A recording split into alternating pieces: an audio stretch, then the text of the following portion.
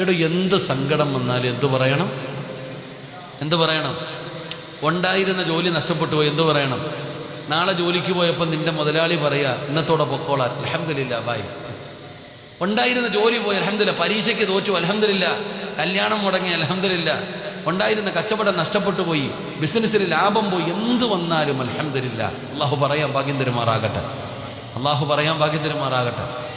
നിങ്ങൾക്ക് തോന്നുന്നുണ്ട് എനിക്ക് ഇത്തിരി ഓളം ഉണ്ടെന്നില്ലേ? എടാ, ആരെങ്കിലും ഉള്ള ജോലി നഷ്ടപ്പെട്ടു പോയാൽ അൽഹംദുലില്ലാ പറയോ? പരീക്ഷ എഴുതിയിട്ട് റിസൾട്ട് നോക്കി തോറ്റുപോയി അൽഹംദുലില്ലാ പറയോ?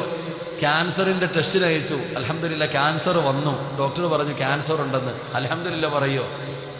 പറയാൻ കഴിയണം. അള്ളാഹു ഭാഗ്യം തരുമാറാകട്ടെ. അങ്ങനെ പറയണമെങ്കിൽ ഒരേ ഒരു ഹദീസ് ഓർത്താൽ മതി. ഒരേ ഒരു ഹദീസ് ഓർത്താൽ എന്ത് സങ്കടം വന്നാലും നമ്മൾ അൽഹംദുലില്ലാ പറയും. അള്ളാഹു ഭാഗ്യം തരുമാറാകട്ടെ. പറഞ്ഞു തരട്ടെ? വേണോ വേണ്ടേ? എന്ത് സങ്കടം വന്നാലും പോട്ടെ, ചങ്ങായി വിട്ടേക്കും, പോട്ടെ അൽഹംദുലില്ലാ. അത് പറയണമെങ്കിൽ ഒറ്റ ഹദീസ് ഓർത്താൽ മതി. അള്ളാഹു ഹദീസ് പഠിക്കാൻ ഭാഗ്യം തരുമാറാകട്ടെ. നിങ്ങൾ പറയോ അൽഹംദുലില്ലാ പറയോ? ഒരു കയറ്റം കഴിഞ്ഞാൽ ഒരിറക്കം ഉണ്ടോ? നിങ്ങളുടെ നാട്ടിലില്ലേ?